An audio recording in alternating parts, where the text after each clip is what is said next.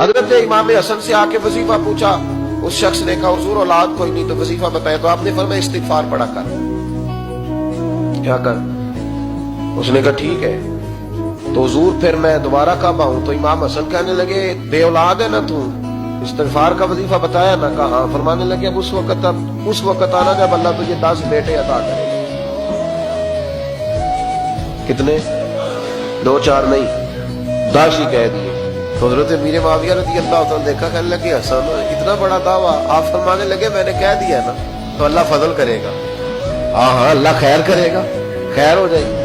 وہ شخص کئی سالوں کے بعد آیا، کئی سالوں کے بعد، تو حضرت امیر معاویہ کو بھی ساتھ لایا، کہنے لگا حضور اللہ کے فضل سے اللہ نے 10 بیٹے عطا فرمائے، پورے 10 ہی اللہ نے دیے۔